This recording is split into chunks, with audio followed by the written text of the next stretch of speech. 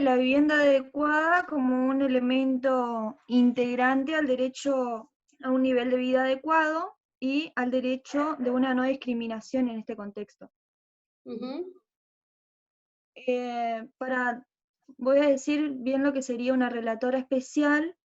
Es una experta que es seleccionada por el Consejo de Derechos Humanos para examinar e informar la situación de un país. En este caso, ella examina muchos países. Ella es la relatora de todos los países, ella es Claro. relatora ante la Asamblea General, ¿viste? Este caso es una relatoría ante la Asamblea General, ¿sí? Es qué pasa en el mundo, ¿sí? Sí, ella lo que examina es sobre los asentamientos y el compromiso por parte del Estado. Dice que hay una cuarta parte de la población urbana mundial que vive en asentamientos informales o campamentos, y explica lo que son los enfoques anteriores al enfoque que ella da, que consistía básicamente en eliminar los barrios marginales, como ellos le decían, recurriendo generalmente al desalojo y a la reubicación en las afueras de las ciudades. Y el nuevo enfoque que se propone es considerar que la informalidad es resultado de una exclusión sistémica. A través de esto se fomenta la participación de los residentes en la mejora de los asentamientos. Este enfoque está basado en los derechos humanos. Y ahí se explica que los estados tienen la obligación de adoptar estrategias de facilitación para hacer efectivo el derecho a la vivienda. Está afincado en el derecho de los residentes a permanecer in situ en la medida de lo posible y a ser alojados adecuadamente en las cercanías cuando es necesario o preferible la reubicación. También se centra en la obtención de una vivienda adecuada en todas sus dimensiones para permitir que las comunidades definan por sí mismas qué es lo que constituyen un hogar que ofrece dignidad y seguridad. Los asentamientos informales frecuentemente se han visto como un problema que debía eliminarse y no como comunidades que merecían recibir apoyo.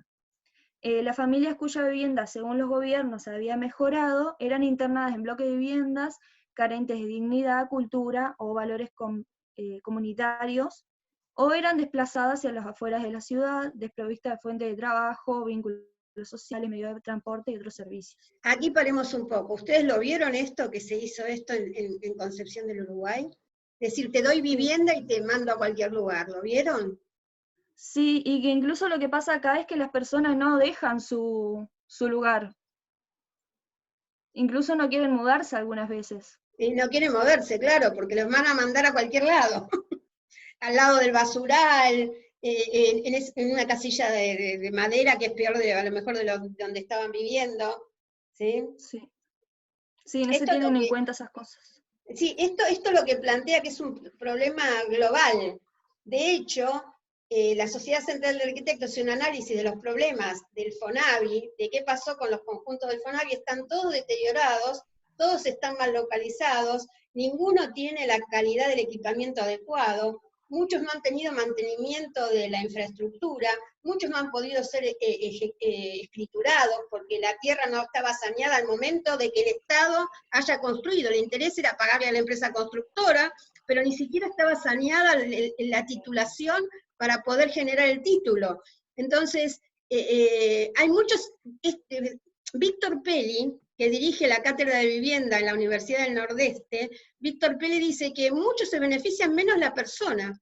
La persona, Claro. esta persona que tiene el derecho a la vivienda adecuada, es el damnificado, porque se benefician los dueños del suelo, se benefician las empresas constructoras, los burócratas justifican que ganan del Estado, y la persona a la que se le da esa porquería termina más damnificada que viviendo donde vivía.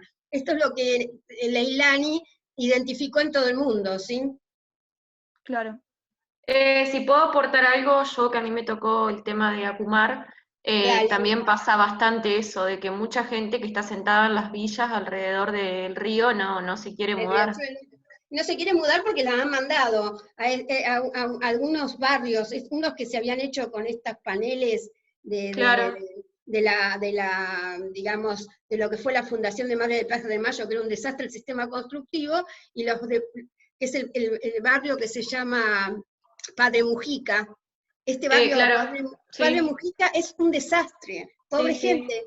no tiene escuela, perdieron sus vínculos, no tienen transporte, todo mal, ¿viste? Sí, tal cual. Así que bueno, sigamos. Muy bien está, chicos, han trabajado bien. Sigamos. Bueno, entonces lo que hace hincapié es que las condiciones de vida en los asentamientos informales presentan violaciones de los derechos humanos y que se deben mejorar a modo que se ajusten como mínimo a las normas básicas de la dignidad humana. También otro asentamiento informal son los mercados informales de alquileres no regulados. Y sí, porque hay unos capomafias en las villas. En las villas hay mejor gente, puede haber una persona que tenga una sola vivienda para completar su ingreso, o 2, o 3, pero hay un límite. Hay gente que acumula 30, y entonces termina siendo un capitalista dentro de la villa que termina explotando. Lo que pasa es que como ahí entra el que no tiene garantía, y se da todo un círculo que debería intervenirse. Digamos, mismo cuando uno trabaja en la urbanización, uno podría, y esto se vio en algunos procesos muy interesantes que se dieron en su momento con los inquilinatos para turcos en Berlín. Si uno interviene en un lugar que hay un alquiler que están explotando a la gente, y esta persona tiene que regularizar, si uno quisiera trabajar transparentemente y uno está mejorando las viviendas o esponjando el tejido o abriendo calles, y hay alguien que es propietario de una cantidad de viviendas, lo que hay que tratar es de resguardar el derecho de los inquilinos. Por ejemplo, aceptar que esta persona, primero reconocerle lo que invirtió, muy bien, los ladrillos, se le pueden reconocer los ladrillos, se le pueden dejar alquilar a lo mejor 1 o 2, y esto hay que acordar cuánto, y el resto, si son mejorables, que sea alquiler social por parte del Estado, ¿entienden? Eso es lo que hacían en Berlín, ¿sí? ¿Sí? ¿Se entiende, digamos? No, lo peor es mirar para otro lado, como que el problema no está. Se regule, digamos. Claro, tiene que estar regulado, ¿sí? Sigamos. Bien, las obligaciones de los derechos humanos, en particular el derecho de la vivienda, abarca el derecho a la participación y la inclusión de los residentes. Se debe reconocer como un derecho y hacer efectiva la participación en todas las etapas del proceso de mejora. Establecer procesos comunitarios que las decisiones se adopten de manera democrática. Garantizar el acceso a la información y proporcionar recursos a los promotores comunitarios.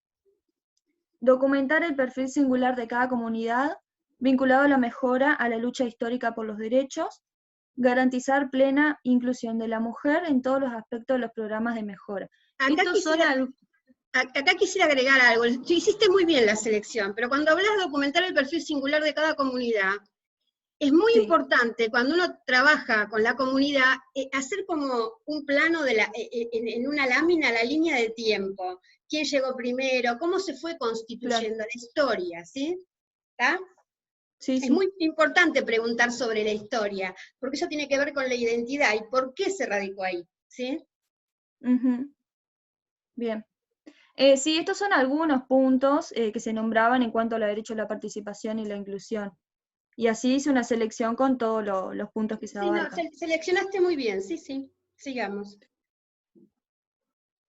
Después está la supervisión y acceso a la justicia, establecer un órgano dependiente y participativo para dar seguimiento a los procesos realizados y recibir denuncias. Esto vi mucho también de que muchas veces se negaban servicios a los lugares, incluso la misma policía se negaba a ayudar a los asentamientos. Garantizar el acceso a la justicia para la reivindicación de los derechos humanos, otorgando facultades decisorias a la comunidad. Acá cuando habla de la supervisión y acceso a la justicia, también habla de la violencia que se tiene y los prejuicios contra los asentamientos, y en Argentina es típico, hubo un caso que tuvo muchísima prensa que fue el de Ezequiel de Monti.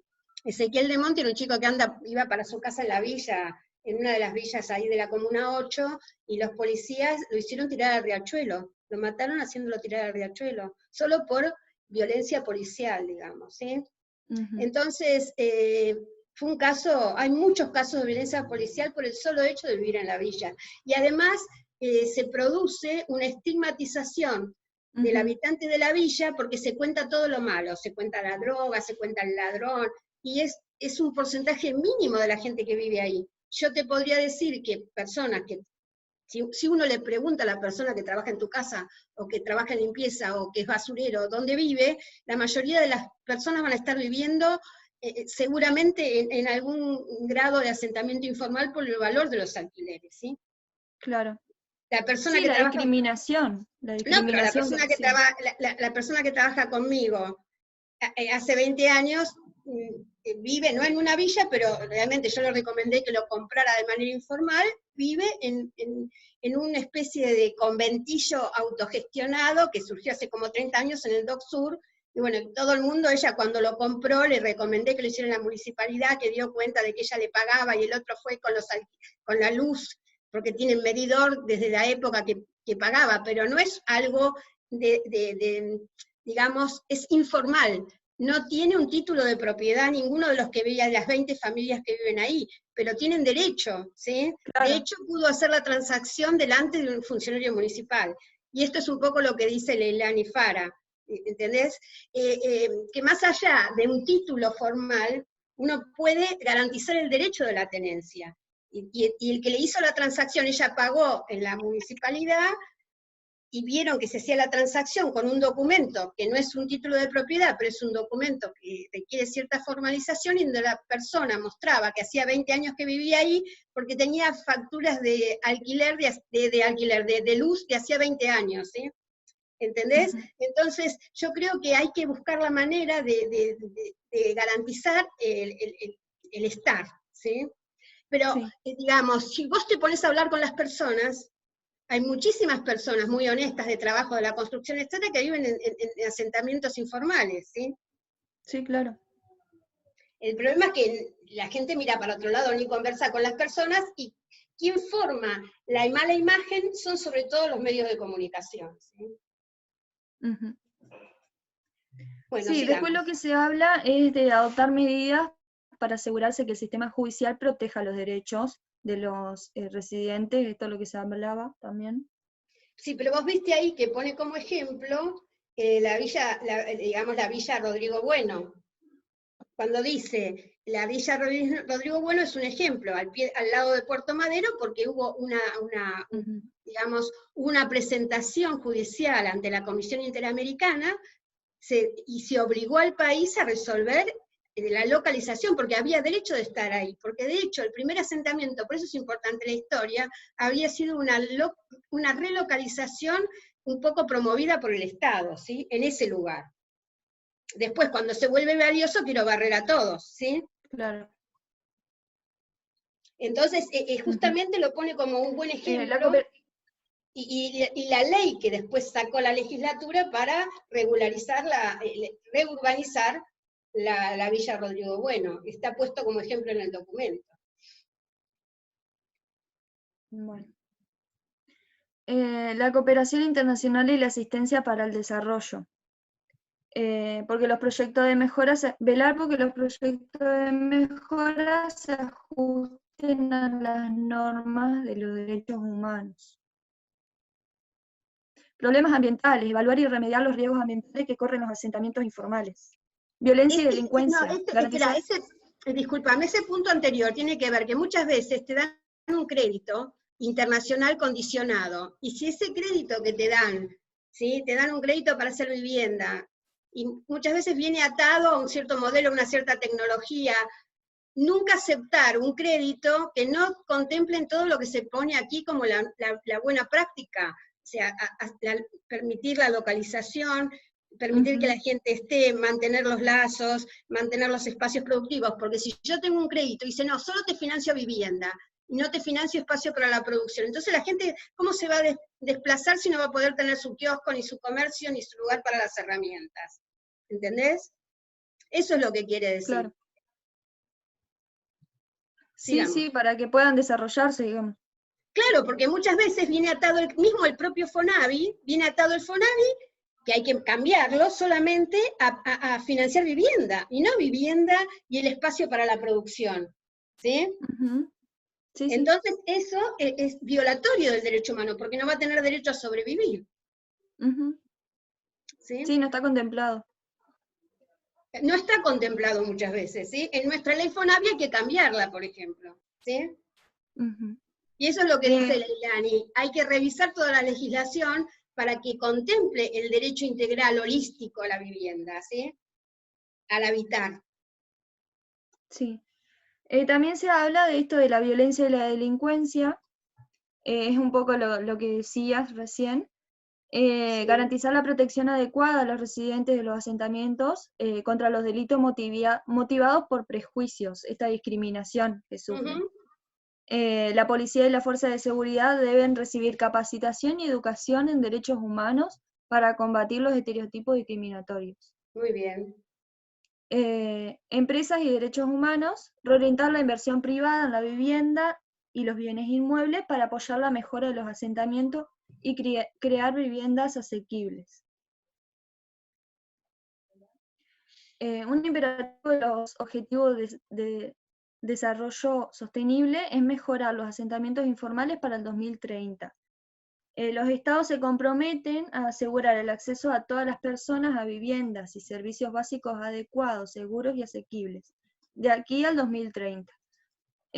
Lo que dice la relatora especial es que esto es un proyecto demasiado ambicioso, digamos, y por eso proporciona este informe con orientaciones concretas de cómo aprovechar los enfoques basados en los derechos humanos, y ofrece varias recomendaciones elaboradas teniendo en cuenta las aportaciones de los residentes de asentamientos informales y expertos, las respuestas a un cuestionario enviado por gobiernos, organizaciones no gubernamentales, instituciones nacionales de derechos humanos e instituciones financieras internacionales, la información reunida por la relatora especial durante su visita en distintos países, y dichas recomendaciones se basan en las normas internacionales aplicables de derechos humanos. Bueno, como comentaba antes, la relatora especial ha visitado distintos asentamientos informales a lo largo del mundo. Por ejemplo, nombraba India, donde vio una infestación de roedores causadas por la falta de eliminación de desechos, un asentamiento romaní en Belgrano, niños jugando en pilas de basuras. En México, residentes que vivían hacinados en casas construidas a lo largo de una línea férrea en funcionamiento. En Lisboa, hogares que no tenían acceso a la electricidad, asentados a la afuera de las ciudades. En Cabo Verde, niños con discapacidades solos en los fondos de la vivienda. En Santiago, migrantes que vivían en edificios abandonados y húmedos con cables eléctricos bajo tensión. En California y en India, gente sin techo que vivían bajo cruces de autopistas o en las aceras, sin acceso a retretes ni duchas. En Buenos Aires, un asentamiento no reconocido que la policía y las ambulancias negaban sus servicios. En Seúl, residentes que vivían en medio de escombros. En Indonesia y Filipinas, residentes de comunidades informales en zonas propensas a las inundaciones. Me pareció importante destacar esto, que con todo y a pesar de los desastrosos resultados de la informalidad impuesta, los residentes expresan un fuerte sentimiento de comunidad y hogar. Se dan nombre a las calles, se enumeran casas, se forman asociaciones de residentes, se crean centros comunitarios, se construyen escuelas, se inician programas sociales, se establecen tiendas y servicios. Los principios básicos de la mejora, un poco de lo que hablaba es exigir que los programas de mejora respeten el derecho a una vivienda adecuada, abordar todos los componentes del derecho de la vivienda de manera integrada. Esto se lo decía también, lo explicaban en la clase pasada, que se aborden de una manera integrada. Reconociendo los vínculos existentes entre la vivienda y otros derechos sociales. Reconocer los vínculos existentes entre la vivienda adecuada y el acceso a los medios de subsistencia en la economía informal y apoyar el desarrollo económico de la comunidad. Reconocer el derecho a permanecer en el mismo lugar, confiar en la participación efectiva y poner fin al procedimiento de desalojo. En los casos de que el desalojo sea necesario o preferible, garantizar el respeto del derecho de la vivienda y todas las demás normas de derechos humanos. Combatir y prohibir la discriminación. el acoso contra los residentes de los asentamientos informales y poner fin a la denegación punitiva del acceso a servicios básicos. Integrar el capital que representan las competencias y la mano de obra de los residentes en los programas de mejoras. Los proyectos de mejora deberían recurrir a los residentes locales y pagarle una remuneración justa. El camino a seguir, un poco lo que se decía, es que la mejora debe aprovechar y no socavar la capacidad de las comunidades para reclamar y hacer efectivos sus derechos, y debe contar con suficientes recursos y apoyo del Estado y de las organizaciones internacionales, y con la reorientación de inversiones del sector privado.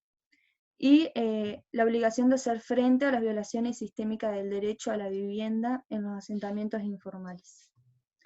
Y eso es todo.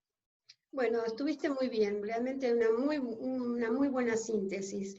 Lo único que agregaría, mirá, es el tema, viste, cuando hablan de financiamiento se explaya por los microcréditos, ¿sí?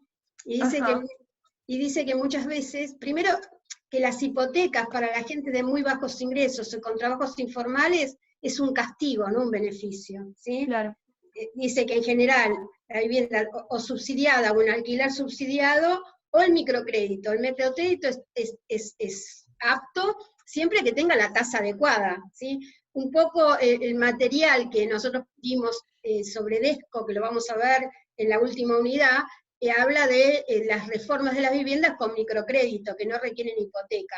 Es una buena alternativa siempre que realmente las tasas, porque a veces, ahí lo dice también, los microcréditos tienen tasas usurarias, ¿viste? ¿Sí? Claro. Bueno, muy bien. La verdad que muy bien, ¿eh? ¿Quién sigue? ¿Algún comentario? Vamos. A la siguiente. A Jazmín le toca. Dale, Jazmín.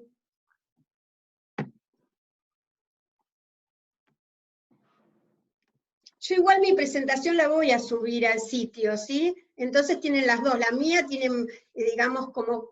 Está muy bien la tuya, es muy buena síntesis. La mía tiene por ahí más información. Así que el que lo quiera repasar le sirve de ver cualquiera de las dos.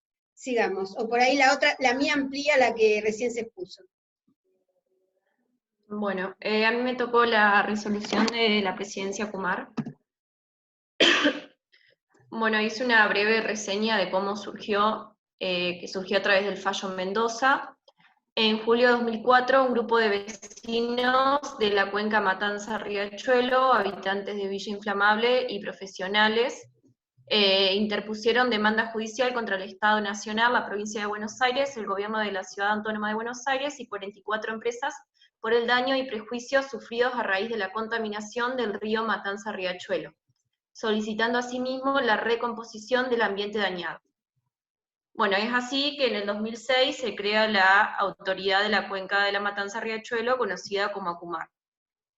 El 8 de julio de 2008, la Corte Suprema de la Justicia de la Nación dictó sentencia a la causa, mediante la cual ordenó a la ACUMAR el cumplimiento de un plan integral con el objetivo, entre otros, de mejorar la calidad de vida de los habitantes de la cuenca. Bueno, se otorga al organismo ACUMAR las facultades de regulación, control y fomento respecto a las actividades industriales, la prestación de servicios públicos y cualquier otra actividad con incidencia ambiental en la cuenca. También se permite a la ACUMAR llevar a cabo cualquier tipo de acto jurídico o procedimiento administrativo necesario o conveniente para ejecutar el plan integral de control de la contaminación y recomposición ambiental. Esos serían como los derechos y lo que debe cumplir la ACUMAR. En 2016 se actualiza el Plan Integral de Saneamiento Ambiental de la ACUMAR, conocido como PISA, el cual establece como línea de acción la urbanización de villas y asentamientos, la cual tiene como finalidad dar solución a la situación de precariedad habitacional de las familias residentes en villas y asentamientos de la cuenca Matanza-Riachuelo. En 2017 se realiza la audiencia pública convocando a la ACUMAR con el objetivo de establecer un conjunto de reglas, requisitos, procedimientos para garantizar estrategias de abordaje social, habitacional y urbano en los proyectos de relocalización y reurbanización de villas y asentamientos.